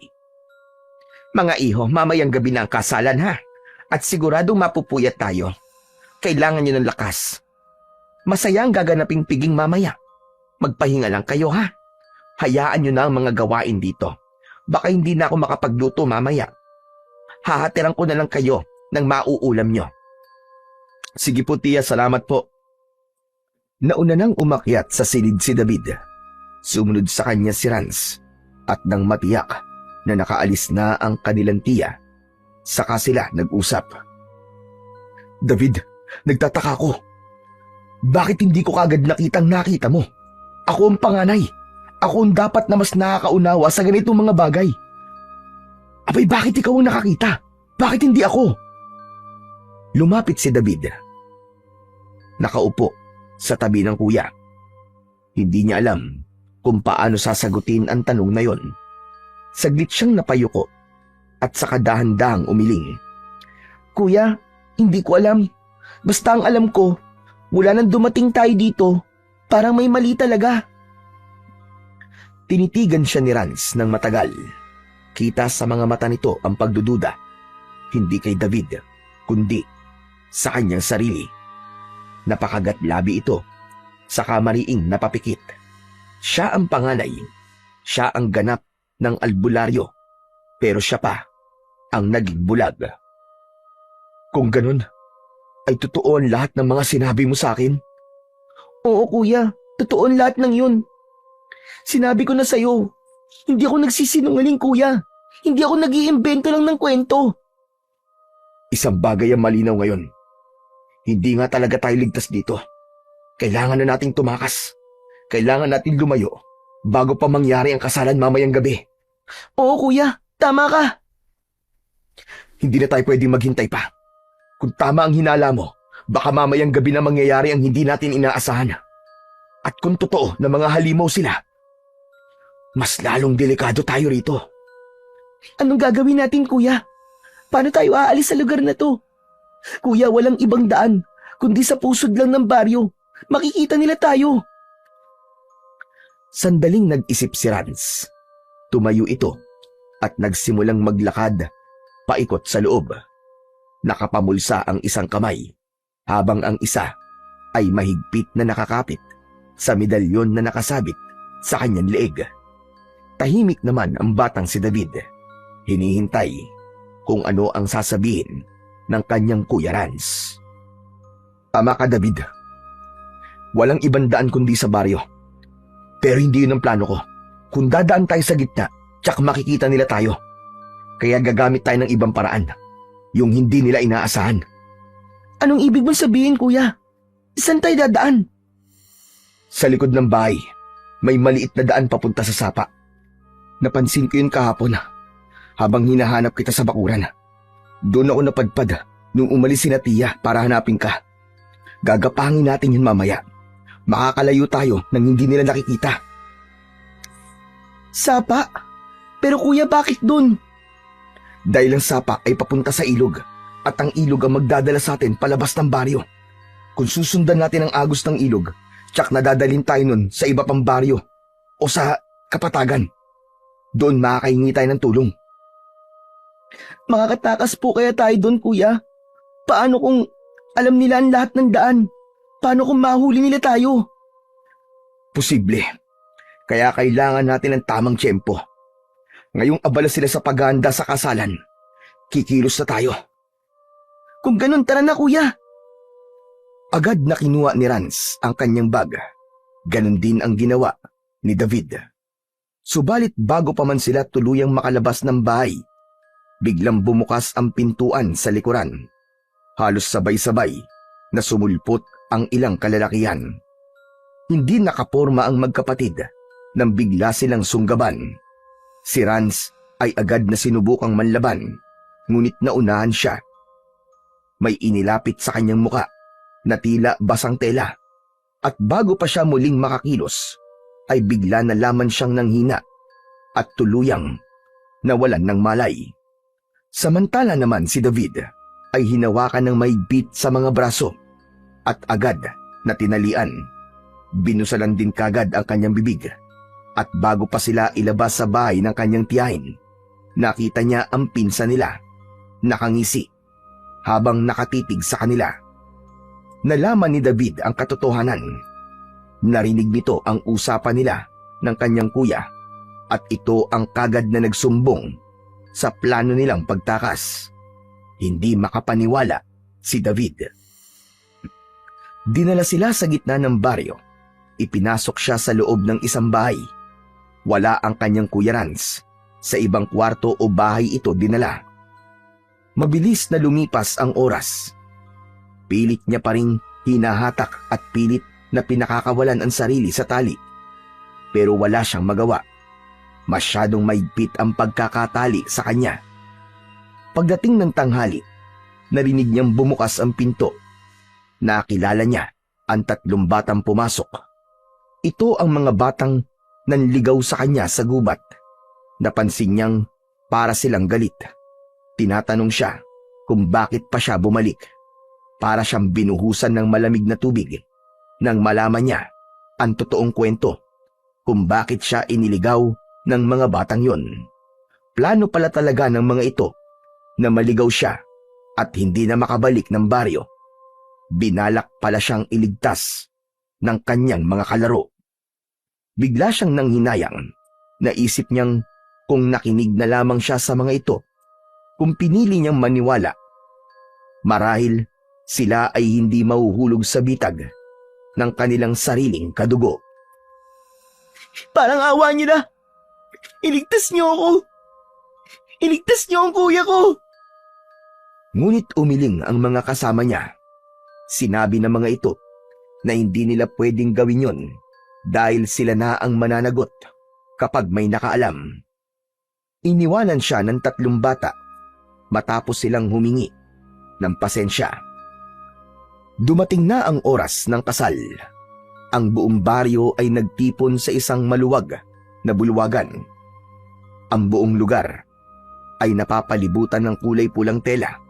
Sa harap ay may mahabang altar na puno ng kandilang itim at insensong umaaso. Nagbibigay ng kakaibang amoy sa buong paligid. Ipinasok si Rans at David sa bulwagan. Wala silang magawa kundi ang sumunod. Kapwa sinuotan sila ng puting kamiseta at puting pang-ibaba na parang talagang ipinasadya para sa kanila. Habang naglalakad sila, ang lahat ng mga mata ay nakatingin ng diretso sa kanila. Nakangiti ang lahat at may kakaibang kislap ang kanilang mga mata. Nagsimula ang seremonya matapos silang ipahiga sa 2 mahabang lamesa. Tinanggal na rin ang mga busal nila sa bibig. Ngunit hindi tinanggal ang tali sa kanilang mga kamay. Napansin nilang kakaiba na ang ginagawa ng mga tao sa kanilang paligid. Para silang nagdarasal, may sinasamba. Ilang sandali pa ay lumabas ang pinakamatandang kasapi nila. Bumigkas ito ng salitang hindi nila maunawaan ni Rans, ang mga salitang parang sinaunang orasyon. Unti-unting bumaho ang hangin. Ang mga nakapaligid na tao ay biglang nagsiiba ng anyo. Ang mga ngiti ay naging mapanukso at ang kanilang mga mata, lahat ay nagdilim at ang ilan ay unti-unting lumabas na ang matutulis na mga kuko at pangil. Meron din silang mahabang mga dila na gumagalaw pa na animo ay ahas. Naunawaan na ng 2 na wala naman talagang kasal na magaganap, kundi ritual ng mga aswang. Nakita nila ang kanilang tiya Felisa na nakatayo sa isang gilid, umiiyak habang pinagmamasdan sila. Tia Felisa! Bakit mo kami dinala dito? Ang sabi mo, may ikakasal kayong anak. Ano po to? Bakit? Hindi sumagot ang kanyang tiya Felisa sa kanyang tanong. Bagkus ay yumukulang ito at patuloy na umiiyak. Tulungan mo kami, tiya! Huwag kang tumayo lang dyan! Kung may natitira ka pang puso, palayain mo kami! Tia Felisa! Hindi pwede. Patawarin niyo ako pero mas mahalaga ang kaligtasan ng pamilya ko kesa sa inyo. Kailangan kong gawin ito para mabuhay kami. Para makabayad kami sa utang namin. Ano? At kami ang ipambabayad mo? Anong karapatan mong gawin sa amin to? Wala ka namang ambag sa buhay namin. Kaya nga naman, tiya. Wala kaming kasalanan sa'yo para gawin mo to. Pakawalan mo kami. Hindi pwede. Ayoko. Ayaw mo. Wala kang magawa. Wala kang kwenta. Naalala mo ba si nanay? Gagawin mo ba talaga to? Mga anak kami ng kakambal mo. Alam mo kung nandito siya, hindi niya hahayaang mangyari to. Kung siya nasa lugar mo at mga anak mo mabibingit sa kamatayan, hindi ganito ang gagawin niya. Alam kong ipaglalaban niya ang pamilya niya hanggang sa huling hininga niya. Tumigil ka! Huwag mo akong ikumpara sa kakambal ko. At bakit hindi, Tia?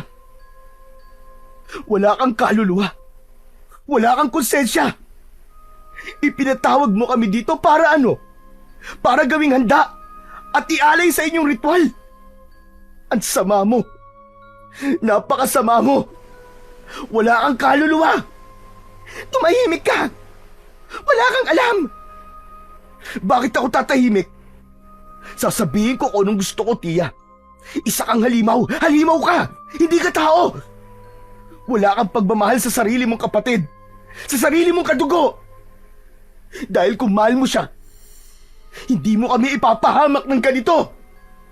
Kaya nga po, papayag ka ba na papatayin nila kami? Tumingin ka sa amin, Tia. Tignan mo kami. Talaga bang maaatim mong kami ang magbayad sa utang mo? Na ikaw mismo ang magtutulak sa amin sa impyerno? Tama na. Tama na. Hindi ko gusto to. Hindi ko to ginusto maniwala kayo, pero wala na. Wala na ako magagawa. Patawarin niyo ako, mga pamangkin ko. Patawarin niyo ako. Patawarin? Hindi ka namin mapapatawad. Wala kang puso. Huwag kang magpanggap na umiiyak. Dahil wala kang karapatang umiyak. Demonyo ka! Mga demonyo kayo! Umatras ang Tia Felisa nila at nagtago bigla sa likod ng asawa nito. Muli ay sinimulan na ng mga aswang ang kanilang susunod na ritual. Kuya, anong gagawin natin? Dito na ba tayo mamamatay, Kuya? Hindi, David. Huwag kang mawalan ng pag-asa. May paraan pa para makatakas tayong dalawa. Hindi ako papayag na dito matatapos ang lahat. Pinilit ni Rans na igalaw ang kanyang mga kamay.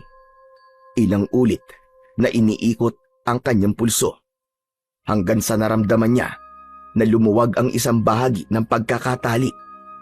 Dinagdagan niya ang lakas hanggang sa unti-unting makalas ang tali. Sa wakas, nakawala ang isang kamay niya. Agad siyang bumangon at inilabas ang kanyang medalyon. Kumawala ang bughaw na liwanag mula roon. Halos mabulag ang mga aswang na malapit sa kanila. Napaatras ang iba at nagsisisigaw. Kinuha ni Rans ang pagkakataon na yon para lapitan ng kanyang kapatid at agad na kinalagan ang tali nito. Pareho silang tumalon sa mesa at mabilis na tumakbo palabas ng bulwagan. Agad na sumigaw ang pinakamatandang aswang. Iniutos ang paghuli sa kanila. Kaagad na kumilos ang lahat. Nang lingunin ni David ang bulwagan, natigilan siya. Lahat ng tao, kabilang ang 3 batang dati niyang kaibigan na sinubukang iligtas siya, ay nagbago na ng anyo. Kasama na rin ang kanilang Tia Felisa. Doon nila napagtanto, naganap na rin palang aswang ang kanilang Tia Felisa. Lumabas sa kanilang mga kamay at paa ang matutulis na mga kuko na animo ay mga patalim. Ang balat ay mabalahibo at maitim at ang kanilang mga mata ay tila walang kulay. Sa takot at pagkabigla, hinabol sila ng mga aswang, mabilis at walang patid. David, hindi tayo makakatakas dito. Kailangan natin lumaban sa kanila. Oo, Kuya. Hindi na naisip ko. Lalaban tayo. Mabilis na nakahabol ang mga aswang sa kanila. Agad silang pinalibutan ng mga ito. Napahinto silang bigla at hinawakan ni Rans ang balikat ng kanyang nakababatang kapatid. David, wala na tayo mapupuntahan. Kailangan na natin tong gamitin. Sabay na tumayo sina Rans at David sa gitna ng mga aswang. Dahan-dahan nilang kinuha ang kanilang mga medalyon at biglang nanginginig ang mga ito. Tumindig ang dalawa ng maayos. Si Rans ay bagyang nakabuka ang dalawang paa. Hawak ang mahiwagang medalyon sa kaliwang kamay at itinaas ito sa ere. Si David naman ay maangas na tumayo sa tabi ng kanyang kuya Rans. Nakataas ang kanang kamay nito. Sabay na inilapit nila ang mga medalyon sa isa't isa. Pinagdikit ito. Nabuo ang isang bilog na liwanag. Nakapalibot ito sa kanila, kaya hindi makalapit ang mga aswang. Sa sandaling yun, ay naramdaman ng dalawang magkapatid ang kakaibang paglakas ng kanilang mga katawan. Umatras sila hanggang sa makalapit sa isang malapad na puno. Kagad na lumapit si Rans. Hinawakan ng isang makapal na sanga at buong lakas itong hinila. Sa mismong paghawak niya, nagliwanag ang sanga. Unti-unting nagbago ang anyo nito hanggang sa maging isang mahabang espada na kumikislap na pilak at gintong liwanag. Tanda ng kapangyarihan ng kanilang pinagsamang medalyon. Tayo naman, David. Handa ka na ba? Handa na po ako, kuya. Walang makakagabi sa atin hanggat magkasama tayo. Humanda kayong mga aswang kayo! Kumuha ng bato si David at inilagay niya yun sa kanyang tirador na palaging nasa suksukan ng bewang at sa lawal niya. Ngunit sa sandaling hawakan niya ito, nagliwanag ang bato. David, ito na ang oras. Wala nang atrasan to. Ipakita natin sa kanila kung sino ang tunay na dapat katakutan. Tayo na! Ah! Sa sigaw ni Rans at sa kanyang mabilis na pag-abante, nagliwanag ng gusto ang kanyang espada. Mula rito, lumabas ang sangasangang liwanag na tila kidlat na kumikislap sa paligid. Kahit hindi direktang tumatama ang espada sa katawan ng mga aswang, ang matindi namang enerhiya nito ay nasusunog sila. At sa ilang sandali, naging abo na ang ilan sa mga aswang. Samantala si David naman ay nakayuko ng bagya. Nakapwesto ang kanyang paa at nakatutok ang tirador sa aswang na kanyang unang pinuntirya. Ang batong hawak niya ay tila nagbabaga na may halong pilak na malakas na enerhiya. Heto na ako! Humanda kayo! Dahil ihahatid ko na kayo sa impyerno! Muling sumugod ang dalawa at sa pagkakataong ito ay sabay sila. Si Rans humakbang pa ng pasulong at iwinasiwas ang kanyang espada. Sa unang wasiwas ay 3 aswang ulit ang natamaan nito at naputol sa gitna ang kanilang mga katawan. Nagliyab sila pagkatapos at naging abo. Kasabay nito ay pinakawalan na din ni David ang unang bato mula sa kanyang tirador. Sa ere ang liwanag nito ay tila naging isang maliit na bulalakaw. Pagdikit nito sa dibdib ng aswang ay sumabog yun at tinupok ang kalaban. Natigilan ng iba pang aswang. Hindi sila makapaniwala na nagagawa ng mga batang ito na sila ay puksain. Nasaktan ang mga kagaya nila.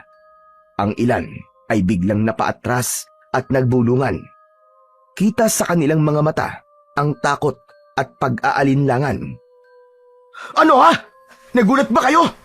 Akala nyo ba ay ganun kadali para sa inyo na patayin kami? Hindi kami papayag. Lalo pa at binigyan kami ng aming tatay ng isang proteksyon. Ang medalyon na may kapangyarihan ng lakas ng araw at buwan. Ngayon, imbis na kami ang bibigyan nyo ng bangungot, kami ang magiging bangungot ninyo! Sige, lumapit kayo! Tignan natin kung hanggang saan ang kaya nyo! Mga demonyo kayo! Muling nagsigawan ng mga aswang at halos sabay-sabay na sumugod. Ngunit hindi umatras ang magkapatid. Itinaas nila ang kanilang mga medalyon sa ere at muling pinagdikit. Sa sandaling yun, lumitaw sa hangin ang dalawang simbolo, ang araw at ang buwan, na umiikot sa harap nila at kumikislap ng matinding liwanag. Napatigil ang mga aswang, may ilan pang umatras, halatang kinakabahan sa nakikita. Ngunit hindi na nagsayang ng oras ang magkapatid na sina Rans at David. Kasabay ng malakas nilang sigaw, kumawala ang isang matinding enerhiya. Umalingaw-ngaw ang tunog na parang malakas na kulog sa buong bulwagan. Mula sa espada ni Rans ay gumuhit ang isang matalim na kidlat. Naghalo ang gintong liwanag ng araw at ang malamig na pilak ng buwan. Ang mga aswang na pinakamalapit sa kanila ay agad na natupok, naging abo at tinangay ng hangin. Ang mga nasa malayo naman ay napaatras, napasigaw at napapikit sa tindi ng liwanag na tila ba tumutusok sa kanilang balat. Pagkatapos kumalat ng enerhiya, unti-unting naglaho ang liwanag. Naiwan ang isang malaking bilog na abo at sunog na marka sa paligid ni Rans at David. Wala ni isang aswang na nakalapit. Ang abo na nakapalibot sa kanila ay patunay ng mga natupok ng pinagsanib na kapangyarihan ng araw at buwan. Ayos! Ang galing nun, Kuya Rans! Huwag ka muna magsaya. May mga natitira pang aswang. Pagkarinig nito, biglang napatigil ang mga aswang. Ang dati nilang tapang at kayabangan ay napalitan ng kaba at pag-aalinlangan. Ngunit sa likod ng tapang at galing ng magkapatid, unti-unting bumigat ang kanilang katawan. Biglang naramdaman ni Rans ang bigat ng kanyang braso na parabang may nakadagan sa kanya. Si David naman ay halos manghina ang tuhod dahil sa biglang paggamit nila ng lakas. Ang liwanag na mula sa kanilang pinagsamang kapangyarihan ay nagsimulang humina. Tila unti-unting nauupos. Nagkatinginan ang mga aswang nang mapansin nila ang nangyayari sa magkapatid. Iniutos ng pinakamatandang aswang na muli silang sumalakay.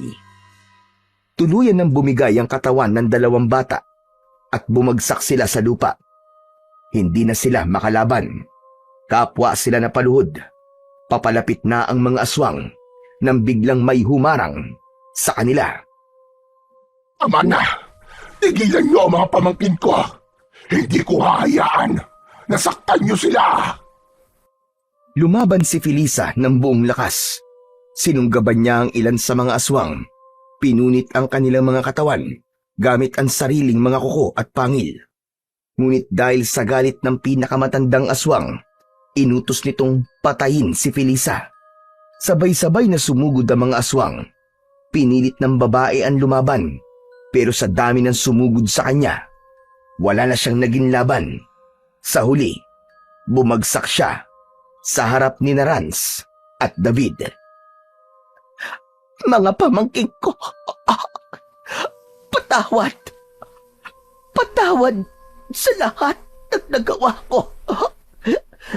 Tandaan niyo, mahal na mahal ko kayo. Tuluyan na ngang pumikit ang kanilang tiya Felisa. Nang makitang patay na ang babae, sumugod din at nakipaglaban ang asawa nito at ang kanyang mga anak. Ginamit nila ang lahat ng lakas laban sa kapwa nila aswang.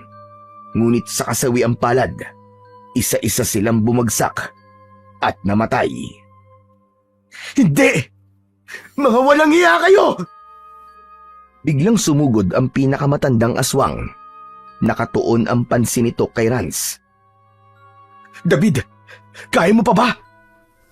Tumakbo ka na, dali! Sige na! Hindi, kuya. Hindi kita iiwan. Kahit nakaluhod at halos wala ng lakas, pinilit ni David na pulutin ang isang maliit na bato sa ibaba niya. Mahina siyang umusal ng isang orasyon habang inilalagay ito sa kanyang tirador. Pinakawalan niya ang bato at saktong aabutin na sana ng aswang. ang kuya niyang si Rans. Tumama ito sa gitna ng noo ng aswang at tumagos ito sa kanyang ulo. Agad na bumulwak ang itim na dugo. Bumagsak ang halimaw. Agad na nagsitakbuhan ang mga natitira pang aswang, pero may humarang sa kanila ulit. Isang matandang lalaki. Nakilala agad ito ni David. Walang makakatakas! Lahat kayo ay dapat na mamatay! Nabaling ang tingin ng mga aswang sa kanya. Ang ilan ay nagngangalit ng ngipin, handang umatake. Ang iba na may napaatras, halatang natatakot sa matanda. Humakbang si Katasyo pasulong. Hawak ang kanyang tungkod. Bigla siyang naglabas ng isang maliit na sisidlan mula sa kanyang bewang at itinapon ng laman itong pulbos sa hangin. Pagkalat ng pulbos, nagsisigawan ng mga aswang na parabang nasusunog ang kanilang mga balat. Isa sa kanila ang nagpilit na sumugod, ngunit mabilis na hinampas ng matandang lalaki ang kanyang tungkod. Sa di maipaliwanag na lakas, naputol ang braso ng aswang. Tumayo kayong dalawa! At ikaw, Batang Bertudes, bigkasin mo ang dasal para muling bumalik ang inyong lakas! Po, Sabi ko na, ngayon na! Dahan-dahang itinukod ni David ang kanyang kamay sa lupa at sinubukan tumayo. Nakita niyang si Rans ay nakaluhod pa rin. Pinikit niya ang kanyang mata at inalala ang orasyon na itinuro ng kanyang ama na maaaring gamitin sa ganung pagkakataon. Habang binibigkas niya ang bawat salita, unti-unting bumalik ang liwanag ng kanilang mga medalyon. Kasabay nito, bumalik na rin ang kanilang lakas. Nagtama ang kanilang tingin. Sige na! Paslangin niyo na mga aswan bago pa sila makatakas! Muli nilang pinagdikit ang kanilang medalyon. Tulad kanina ay pinalabas ang pinakamalakas na kapangyarihan nito. At sa pagsugod na yon, halos wala nang natirang mga aswang. Ang naiwan na lang ay ang 3 bata na naging kalaro ni David. Agad na nilapitan sila ni Katasyo at pinatay. Napasigaw si David. wag! Bakit niyo sila pinatay? Mababait po sila. Hindi sila katulad ng ibang mga aswang. Sinubukan pa nga nila akong iligtas. Kaya nila ako dinala sa gubat at iniligaw doon para hindi na ako makabalik sa baryong to. Ang mga batang yon, mga aswang sila. Hindi sila inosente. Matagal na nilang ginagawa yon upang mambiktima ng mga bata. Noon dinala ka nila sa gubat, hindi ka nila inililigtas. Gusto ka nilang gawing pagkain. Kung hindi ka naligaw, maaaring patay ka na ngayon. Nanahimik si David. Unti-unting naunawaan niya ang lahat. Ang awa na naramdaman niya para sa 3 bata ay nawala. Ako si Tasyo. Isa kong albularyo. Matagal na ako nagtatago dito sa gubat matapos nilang patayin ang mga apo ko at anak. Noon pa man, binala ko ng wakasan ang kanilang kasamaan. Ngunit dahil matanda na ako, hindi ko na nagawa yun. Kaya't nagmasid na lang ako at naghintay ng pagkakataong mabigyan ng hustisya ang mga mahal ko sa buhay. At ngayong nagawa na ninyong patayin ang lahat ng aswang, utang ko sa inyo ang katuparan ng aking pag-iiganti. Mang Tasyo, kayo ang dapat naming pasalamatan. Kung hindi dahil sa inyo, baka napatay na rin kami ng mga aswang na yan. Tumango ang matanda. Mula roon ay tinulungan sila ni Katasyo na makalabas ng baryo. Ligtas na nakauwi at nakabalik sila sa kanilang ama. Pagdating nila ay agad silang sinalubong ni Mang Celso. Walang paligoy-ligoy. Ikinuwento ni Rans ang lahat ng nangyari. Labis na nanlumo ang kanilang ama matapos marinig ang mga yon. Tay, anong ibig sabihin po ng Bertudes? Ang Bertudes, anak, ay mga taong may taglay na likas na kapangyarihan sa kanilang katawan. Sila yung may mga kayang gawing mabisa ang mga orasyon at hindi na nila kailangan magdobena o magsagawa ng mahabang ritual. Natigilan si Rans sa kanyang narinig. Doon niya biglang naunawaan kung bakit kakaiba ang kanyang kapatid. Naalala niya ang maraming pagkakataon na tila ba napakadali lang para dito ang mga bagay na siya mismo'y hirap na gawin. Hindi ito nagdulot ng inggit, bagkus ay lalong paghanga. Naramdaman niya kung gaano siya kaswerte na ang sariling kapatid ay may ganitong katangian. Sa sandaling yun, nagkasundo silang dalawa. Isang tahimik, ngunit matibay na pangako. Maging magkasangga silang magkapatid. Habang umaalalay, handang magpalakas at kailanman ay hindi bibitiw sa isa't isa sa anumang laban na maaari pang dumating. Tulad ng dalawang medalyon na kapag pinagsanib ay nagiging mas makapangyarihan. Alam nilang ganun din sila na kapag nagsama, walang sino mang nilalang mula sa kadiliman ang makakagapi sa kanila. Ang kanilang ugnayan ang magiging sandata at higit pa sa anumang agimat o orasyon, ang kanilang pagkakaisa, ang tunay na magtatanggol sa kanila laban sa kadiliman.